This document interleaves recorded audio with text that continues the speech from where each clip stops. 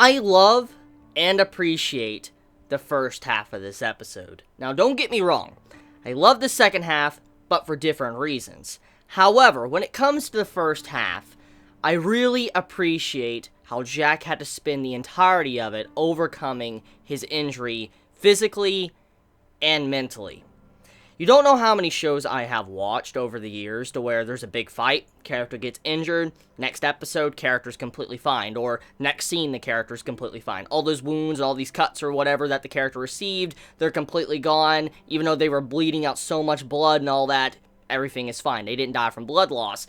And you don't know how many shows and stuff I've seen, read a lot of books, to where stuff like this doesn't even matter. Like, it just disappears. Like, the wounds or whatever they got just do not pop up again. And I'm just so happy that the first half of this episode really decided to focus on that and Jack trying to recover and how he didn't even have the strength to run away. And I really love how that's emphasized in the first half of the episode, because when Jack starts off in this episode just going down the river, like he's flowing down the river and he's letting the water take him, you can see he barely has the strength to even fight against the current. He has no strength to even go up to shore and try to run away. And when you finally see him latch onto a log, you see that he's still weak and he's still resting. And even when a frog jumps up onto the log and Jack has such a slow reaction time, which goes to emphasize how weak he was at that moment, because let me look at that scene and just analyze it for a second. When the frog jumped on the log, obviously Jack felt something. He felt some form of movement or whatever on the log, and he knows that he's being hunted. He knows that people are coming after him to try to kill him, and he's very aware of this. And so if this would have been Jack uninjured, obviously as soon as he, heard something try to jump on his log, he probably would have reacted and looked at it really quickly. But you noticed how delayed his reaction was when the frog popped up on the log? It was to show how much Jack has weakened. He no longer had the strength to even react to anything. If anyone would have popped up, any one of, the daughters of Aku would have popped up, or a robot or whatever, Jack would have died. He did not have the strength to stand up and fight anymore, because that's how badly injured he was, mentally and physically. And so I love how that scene was done. Not just because of the comedy when the frog just yelled out and said, "They're coming!" and all that, but it was just for the scene and letting us know that Jack was truly injured and there was nothing he could do to really fight back, which emphasizes even more why he probably didn't even try to get out of the water, because he probably realized that if he would have gotten out of the water and he would have tried to walk off, he probably would have died. Because if he didn't die to blood loss or whatever, he would have probably died because the daughters of Aku would have found him and probably have killed him a lot quicker, because he barely had the strength to do anything. He barely had the strength to walk, so he probably realized he could probably cover a more ground if he probably stayed in the water, just latched onto the log. He probably could just cover more distance or take them more time to get to him before he could kind of recover. So I do appreciate those little events throughout the first half of this episode, but that's just the beginning of what is really great about the first half. Now, talking about the situation with Jack getting on land and walking to the cave, this was probably one of the most surprising scenes for me, not just because of Jack once again experiencing PTSD and hallucinations, but also because of the wolf that popped up in this episode.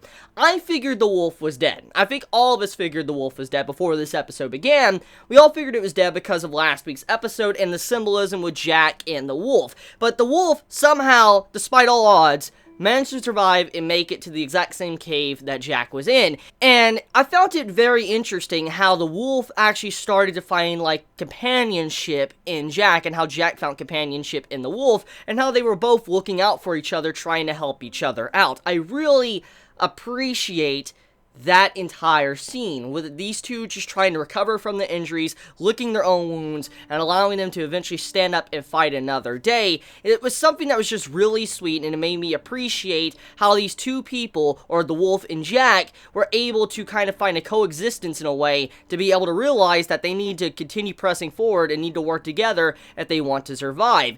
And when you see Jack, he's just sitting there in the cave and all that, you just see blood pouring out of him, and you just see how the wolf pops up, and the wolf, just looks at him and just, ignores him and doesn't want to harm or anything. I just love how Jack and him kind of get along. They share the same space for a good long while, and even the wolf goes out of its way to actually get food for Jack, because Jack is too weakened at the moment to even defend himself or even get food, and the wolf actually was starting to feed Jack, giving him food to eat, and also giving Jack warmth when Jack was cold. It would, bundle up around Jack to keep him warm where he didn't freeze to death in the middle of the night. It was just these little events throughout the episode that really made you actually connect with it and become immersed with the episode, with how Jack was really struggling to survive. And what really hit you, probably one of the best scenes of the episode in terms of the first half, was when Jack tried to pull out the blade inside of him. That was such a grim scene of this episode that really hit me. I'm like, damn. Like, that really had some great animation to emphasize how painful it was, but how important it was to get the blade out of Jack.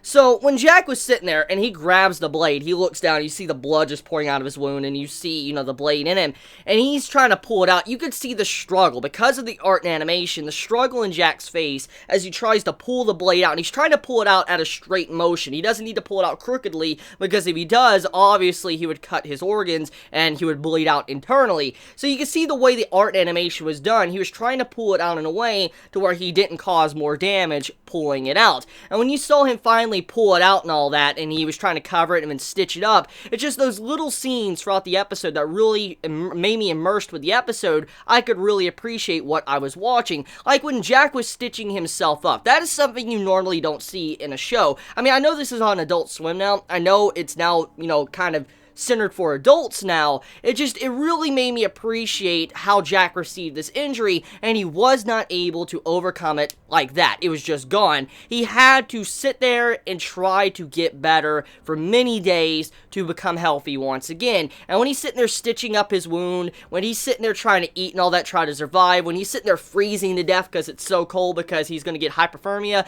I just love the little details that were thrown in for the first half. Jack's survival to continue on pushing forward. And that's not even talking about the mental wounds Jack receives. So when it comes to the mental wounds of Jack in this episode, especially the first half, this is something we become used to now when it comes to Season 5 of Samurai Jack. We know Jack has been going through PTSD, hallucinations, and we know that he has a lot of issues within himself to where he wants to possibly die. That was a big thing of last week's episode. And once again, that concept pops up once again. Jack talks with his younger self, or his inner psyche, and his inner psyche's like, this is the first time you've ever killed someone, the first time you've ever killed someone of flesh and blood, the first time you've ever had to take a life. I mean, we have a mountain of robotic corpses, but this is the first time you've killed someone. And then the way that Jack is talking to, our outside Jack, he looks very sinister. He looks very evil. The way the teeth is drawn, the way the facial expression is drawn, it's just the Jack inside of Jack's mind looks very evil and menacing. And when he's sitting here talking to Jack, he's just like putting these thoughts out and saying like, oh, you finally took a life and all that, do you feel bad? Or, do you want them to kill you? And then Jack's like, no, like he doesn't want to die to them. I really love how Jack's mind was trailing off once again to say, don't you just want them to kill you for, you killing them? And this shows the guilt that Jack has, because he took life. This is the first time he ever took someone's life, and with his mind, he was talking with himself. He was thinking in his mind about what he needs to do, and when his mind was starting to trail off to say, do you want them to kill you? That was kind of like the mind once again implying that you just want to die, don't you? You just want to die and, commit suicide, and Jack was like, no, he was fighting that urge within himself, once again showcasing what happened in last week's episode, with what was going on in Jack's mind, and how he might factor in that he may just need to commit suicide. So, once again, that little trait of Jack sticking true to what he's been throughout these past couple episodes, it's carrying over into this episode. But it's not just that, though. Jack has a brief flashback to when he was a lot younger, and he was with his father and mother. And Jack's father, every time he's shown in this series, usually he's this very mature warrior. He's someone that you could see as a big idol to Jack. Someone that Jack really looked up to and thought this man was amazing. Like, he was the best person you could ever have as a father. And he seems to be a relatively good father. And Jack, with his flashback, you see to where the carriage and all that they were in gets, under attack. And his father has to walk outside the carriage and all that and confront these ninjas slash assassins or whatever that want to kill Jack and his family. And his father gives them an option. He's like, you can either leave and spare your life, or you can go. Pretty much given an option of life or death. And obviously the assassins slash ninjas didn't want to leave, and so Jack's father had to do what, nobody wanted to do, and had to put them down and kill them, which caused Jack to get blood all over him, all over his face and all that, and eventually, a couple of scenes later, Jack's father is, removing the blood off his face. But what this scene was trying to show is that sometimes we must do things that we don't want to do to be able to protect the ones we love. And that's kind of what the entirety of that scene was trying to emphasize, that Jack, what he did when he took that life in last week's episode, it's not that he wanted to be evil, it's not that he wanted to kill someone, he was just protecting himself. He was forced into that situation, kind of like how an animal would be, like a wolf or anything, which I think is some really good symbolism also with the wolf as well. As you know, when it comes to an animal, when you back an animal into a corner, especially even a docile animal, usually they will fight back. If their life is on the line and you push them into a corner, most likely they're going to just strike at you, go all in, because they just don't want to die, and they will attack you. And that's kind of what I felt like that was. Jack, that was a person that never took someone's life. He never wanted to take someone's life. He's killed a bunch of robots and stuff. He was pushed into that corner where he had to do something like that, and his father's speech and what he said kind of comforted Jack. It comforted him to let him know that sometimes you have to do things that you don't want to do to protect the ones you love. And let's think about what Jack needs to protect. Jack needs to protect the past, the present, and the future.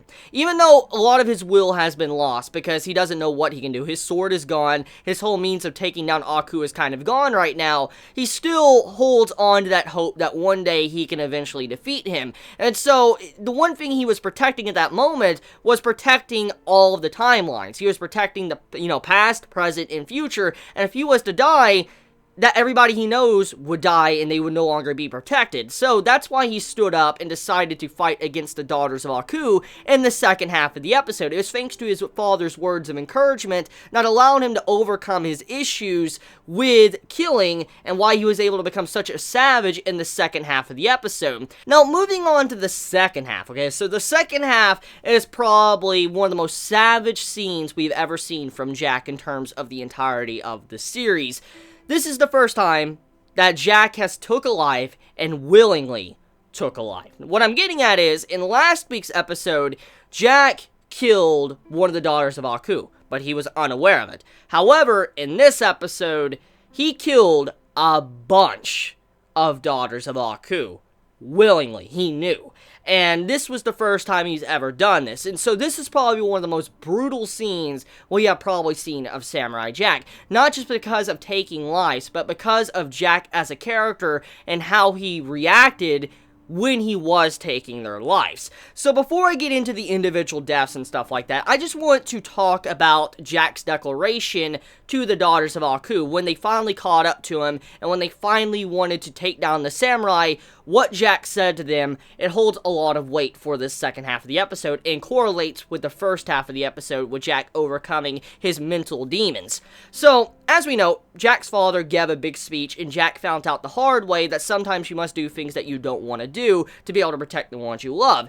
And when Jack was talking to the daughters of Aku, he gave them a decision. Just like his father did when he was younger, Jack gave a decision to the daughters. You can either leave right now and spare your lives, or you can continue and choose the path of fighting and die. That was Jack's entire speech. He was using the exact same thing that his father did way off before him. And that's what Jack did. He gave them an option, a choice. You did not have to die. You could choose to continue on living, or you could die. One or the other. And obviously, the sisters chose to continue to fight Jack. And I love how throughout this entire declaration, how Jack was trying to talk to them, they actually kept interrupting him. They're like, shut up, samurai, where are you at? And even though, Jack stopped speaking for a couple of seconds, he went back and started saying his lines. Once again, he started continuing what he was saying, which makes that combo very, very, very real. Because in actual fighting or something, if you're trying to hunt someone down, or if you're like the daughters of Aku, you're trying to assassinate, the samurai, obviously you don't want to hear any petty speech from this man. You don't care about it. You don't want to hear what he has to say. You just want to do your job, and you want to kill the man.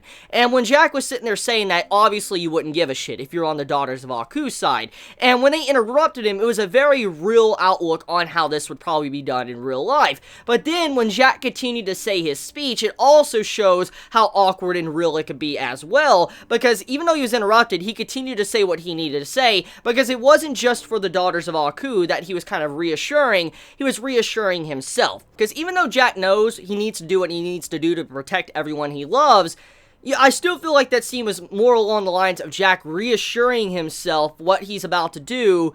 You know, he needs to make sure he's fine with it. And when he was sitting there trying to say it, he just wanted to say it for himself. He didn't probably even care about saying it to the daughters. He wanted to say it to himself because he wanted to make sure he was reassured that whoever he was about to kill, at the very least, he said what he needed to say because he's following in his father's footsteps. So I like that scene. I like how awkward it was, but also how real it was to just really show you what type of person Jack is and how he needed to say this to initiate the entire fight of the second half of the episode. Now, in terms of the fighting, the cinematography to the art and animation, oh my god, that looked... oh my god. Like, last week's episode looked fantastic. It just...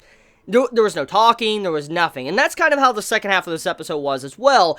And once again, I gotta admit, the second half of this episode, way better than last week's episode in terms of fighting. Just, I love the way the cinematography was done. When you see Jack just going up against the Daughters of Aku and he's fighting them all at once, you just see how he's blocking, he's attacking, striking at them and all that, and you just see how he's moving around while he's fighting them. There's just so many fucking scenes throughout that just amazed me in terms of the art and animation, and I know the production team and all that were working on this episode probably put so much effort into it. You could really see how much passion they put into this episode when you really go back and look at the episode. And when Jack is sitting there defeating them one by one, he just starts impaling them with spears and stuff, or he's throwing them off a bluff down into like a ravine. It's just, there's some really brutal scenes throughout the entirety of this fight, but also once again showing how much time Jack has had to prepare for this fight. Let's kind of show the correlation between this episode and last week's episode. So,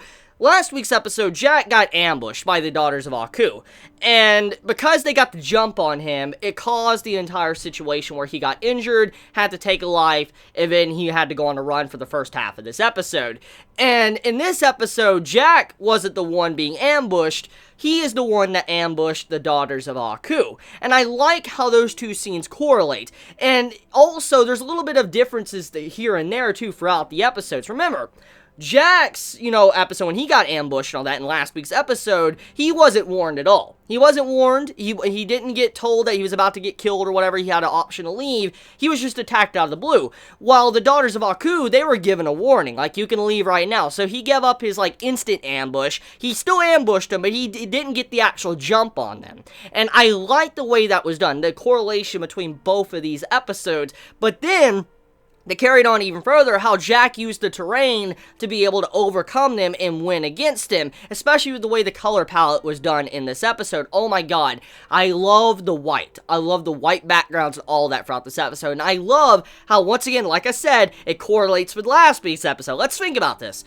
Last week's episode had nothing but, darkness. Jack was in, a temple, an ancient burial grounds and all that, and it was, a perfect area for someone like the Daughters of Aku to fight in, because they could fit into the shadows. While Jack, he was someone that's always been used to fighting into the bright light and stuff, or snow, which is what we see in this episode. So, once again, the second half of each episode, of last week's episode and this episode, reflect on each other. Second half of last week's episode, nothing but darkness, while the second half of this episode, nothing but light. And that was kind of the way the color palette was used while Jack was fighting, and it just shows that how Jack was able to get the jump on him. He knew the terrain, he knew where to fight them at, he knew where he could lead them at to be able to get the advantage and win against them, while in last week's episode, he couldn't do that, because remember, throughout the entirety of that fight, he was on the run, he was running for his life, he had no idea where he was going, where he could possibly go, if it would be a dead end or not, he had no idea,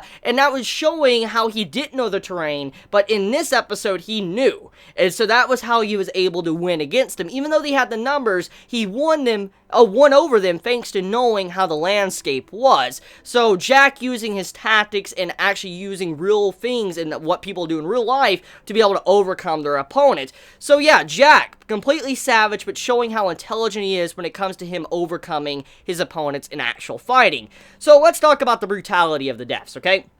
I've already talked about some being impaled and stuff by spears, but let's talk about the tree trunk scene. So Jack, he's on the tree trunk, and he leads the daughters of Aku one by one onto the tree trunk. And he's getting to fight them one by one because they can't go on too much, or, you know, they will probably fall off. So Jack is fighting one by one as they're coming up, and he actually breaks one of their necks by punching them so hard. That was such a brutal scene. Like, holy shit. Like, did you see how brutal that was? When he just punches her, like, right here, and you just see her neck start spinning, and I swear he broke her neck. Like, he had to have broken her neck when he hit her like that, when she just started spinning, and when she hit down in the bottom of where the snow is and trees, she had to have had a broken neck, because that looked fucking painful. But then the next one too, when the other one got pushed completely off, just fell to their death.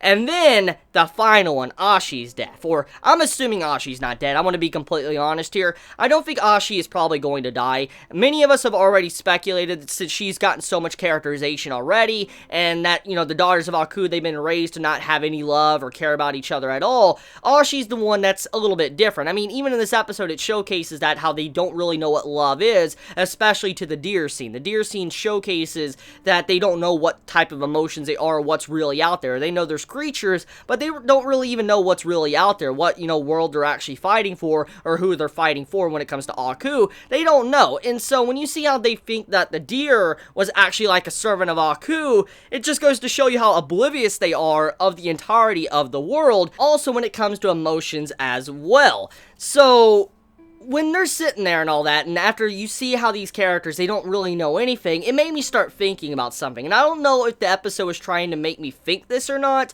but it was something that crossed my mind while watching the episode. Did anyone else realize that it's kind of tragic that the daughters of Aku, they seem more robotic than the robots of the show? Hear me out, okay?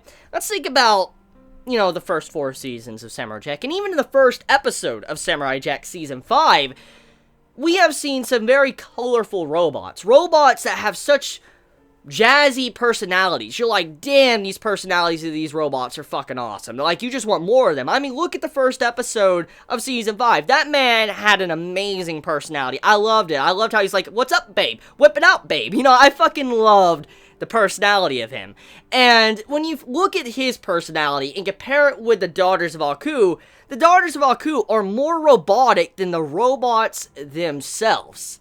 The robots even know more about emotions and how to be lively than the fucking daughters of Aku, which just shows you how they were raised and how tragic their life is, and how innocent, but also how this is probably an opponent that just wants to take out Jack. Their only purpose in life is to take him out. And I feel like that is some form of symbolism. I don't know if this episode is trying to make me think that or not, but that's what I was assuming because of the way the episode was done, especially with the deer scene to the stargazing and stuff like that. But anyways, though, let's talk about the final kill, Ashi or whatever. I'm assuming she's not dead, but let's say she is, though. Jack is sitting there on the tree trunk. He's holding Ashi up with a chain that's wrapped around his arm, and she's sitting there rambling. She's yelling at him, frustrated, ranting, and while she's doing all of this, Jack just rolls his eyes. He literally just doesn't care, and he just lets her go. The amount of savagery in that one scene with Jack, it breaks everything I've seen from his character. Like, holy shit, how savage Jack was when that man just drops her like she was nothing, like a sack of potatoes. He literally didn't give a shit at all. He just like, there you go, bye. That's all he pretty much did. He did not care. He straight up killed her. Like, he just dropped her, let her fall, and die. That's fucked. That's pretty damn fucked. So, yeah. Episode of Samurai Jack. It was a wonderful episode. I love the meaning of this episode. I love the fighting, the cinematography, to the, you know, the symbolism, to the wolf symbolism and how the wolf was able to survive. I just love a lot of scenes throughout this episode, and I love the correlation to the previous episode of Samurai Jack. So let me know your honest thoughts in the comments below, and I love you all so much. Please be safe. Chibi out.